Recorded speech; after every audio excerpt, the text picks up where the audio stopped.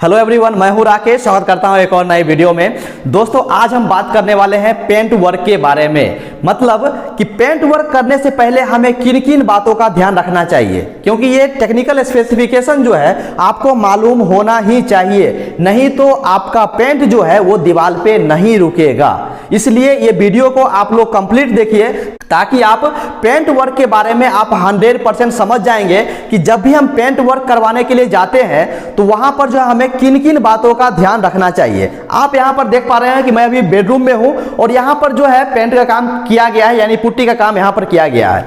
अब यहां पर समझिए कि हमें पेंट वर्क चाहे कोई भी हो, चाहे हमारा पुट्टी का काम हो, चाहे प्राइमर का काम हो, चाहे हमारा फाइनल पेंट का काम हो, उससे पहले हमें किन किन बातों का ध्यान रखना है। जनरली जब ब्रिक वर्क कंप्लीट होता है तो उसके बाद हम लोग काम करते हैं प्लास्टिंग का, चाहे हमारा इंटरनल प्लास्टिंग हो चाहे हमारा एक्सटर्नल प्लास्टिंग हो। जनरली दो टाइप का प्लास्टिंग होता है, इंटरनल और एक्सटर्नल। अब इंटरनल में देखेंगे उसमें 2 कोट होता है और एक्सटर्नल में भी 2 कोट होता है। वो डिपेंड करता है हमारे फिनिशिंग के ऊपर। अगर 2 कोट में नहीं होगा, तीसरा कोट भी करना पड़ेगा, लेकिन हमारा दीवार जो है बिल्कुल स्मूथ होना चाहिए। ये चीज तो हो गया। लेकिन जब भी हम इसके ऊपर जब प्लास्टिंग का काम करते हैं तो प्लास्टिंग का काम खत्म होते ही उसके नेक्स्ट डे से हम लोग इसके ऊपर क्यूरिंग करते हैं। चाहे वो क्यूरिंग करने का जो पीरियड है वो 14 डेज भी हो सकता है, या फिर 7 डेज भी हो सकता है, या फिर 3 डेज भी हो सकता है। ऐसा मान लीजिए, या तो आप 3 दिन क्यूरिंग कीजिए, या 7 डेज क्यूरिंग कीजिए, या फिर 14 डेज क्यूरिंग कीजिए। यानी इसको पानी से आपको भिगा करके रखना ही है। चाहे 3 दिन के लिए रखिए,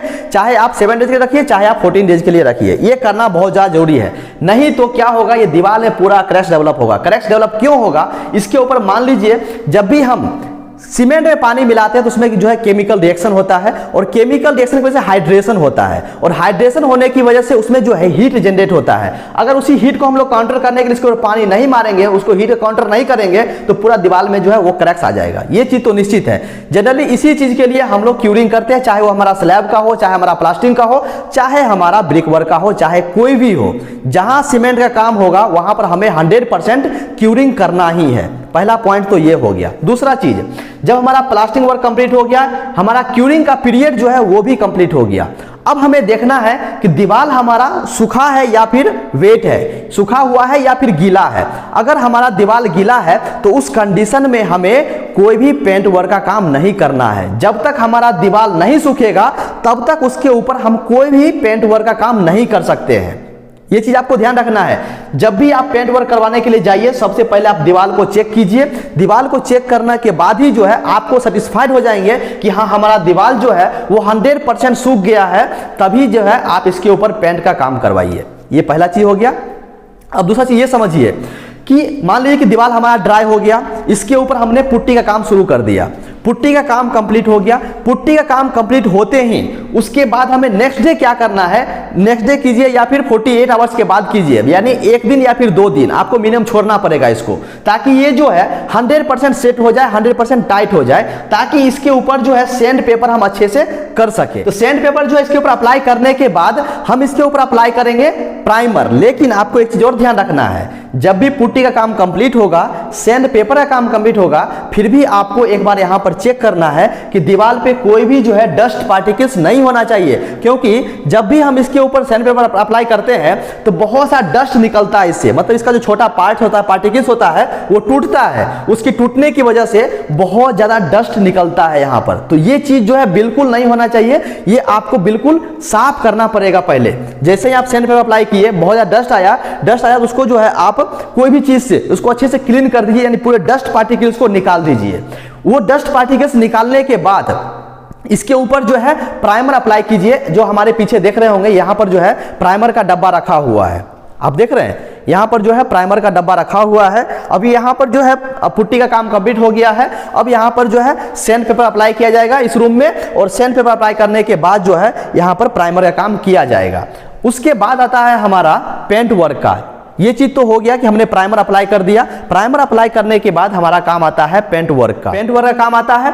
उसके बाद अब हमें ध्यान देना पड़ेगा कि जब हम प्राइमर अप्लाई किए तो प्राइमर जो है वो 100% हर एक जगह पर जो है अप्लाई हुआ होना चाहिए। ये चीज भी है। ऐसा नहीं है कि आप कोई मेसन को, मिस्त्री को या फिर कोई पेंटर को आपने पेंट मारने के लिए दे दिया, वो भाई किसी तरह उल्टा सीधा करके चला गया हो। जब भी कोई भी मतलब जो पेंट रोलिंग होता है वो अप्लाई करता है तो थोड़ा सा जो उसके बीच में गैप रह जाता है, तो वो चीज जो है आप देखना पड़ेगा, ध्यान से आपको चेक करना पड़ेगा कि बिल्कुल जो है छूटा हुआ नहीं होना चाहिए। अगर कहीं भी प्राइमर छूटा हुआ है तो वहां पर दोबारा चेक करके आप उस जगह पे जो है, उस प्लेस पे जो है प्राइमर अप्लाई कीजिए।